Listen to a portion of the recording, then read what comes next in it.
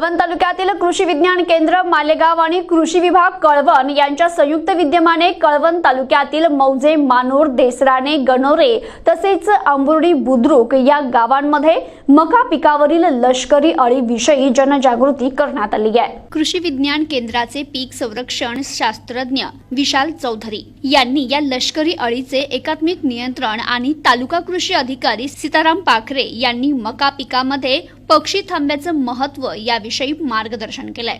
या कार्यक्रमासाठी कृषी विभागाचे तालुका कृषी अधिकारी सीताराम पाखरे, मंडळ कृषी अधिकारी KF मोरे, कृषी सहाय्यक AM पाटोळे, अशोक राऊत आदी उपस्थित होते।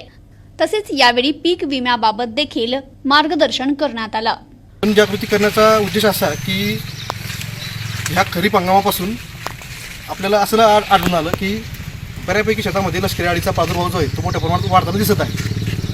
हा प्रादुर्भाव वाढताना ज्यावेळेस दिसतोय आपल्याला त्यावेळेस आमचं असं लक्षात आलं की शेतकऱ्यांच्या बांधावर जाऊन त्या ठिकाणी कृषी विज्ञान केंद्र आहे आणि कृषी विभाग महाराष्ट्र शासन म्हणजे कळवण यांच्या माध्यमातून आम्ही बऱ्याचशा गावामध्ये आम्ही फिरत आहोत आणि जनजागृती करत आहोत, जेणेकरून शेतकऱ्यांना त्या ठिकाणी सुरुवातीच्या काळामध्ये म्हणजे ज्यावेळेस मका लहान असेल त्या लहान अवस्थेपासून त्या ठिकाणी शेतकऱ्यांना जे काही उपाययोजना आहेत, आता उपाययोजनामध्ये जर आपण या ठिकाणी विचार केला तर सुरुवातीच्या काळामध्ये त्या ठिकाणी मका ही साधारणतः 15 ते 20 दिवसाची असताना त्यांचे लक्षणं ओळखून शेतकऱ्यांना लक्षणं सांगून त्या ठिकाणी निंबोडी अर्काची फवारणी 5% निंबोडी अर्काची फवारणीची शिफारस आपण शेतकऱ्यांना या ठिकाणी सांगत आहोत।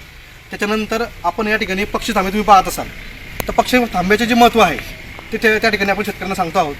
त्याच्यानंतर कामगंधे सापळे लावणे, कामगंधे सापळ्याच्या माध्यमातून त्या ठिकाणी आपल्याला या ठिकाणी कळतं की लष्करी अळीचा प्रादुर्भाव प्रमाण हे किती आहे त्या काळाच्यामध्ये।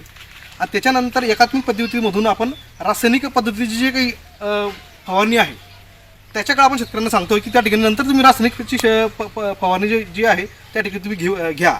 तर रासायनिक पद्धतीमध्ये त्या ठिकाणी आता कृषी विभाग जे आहे त्या ठिकाणी इमामॅक्टिन बेंझोएट जे आहे हे रासायनिक कीटकनाशक हे शेतकरी बांधवांना उपलब्ध करून देत आहे।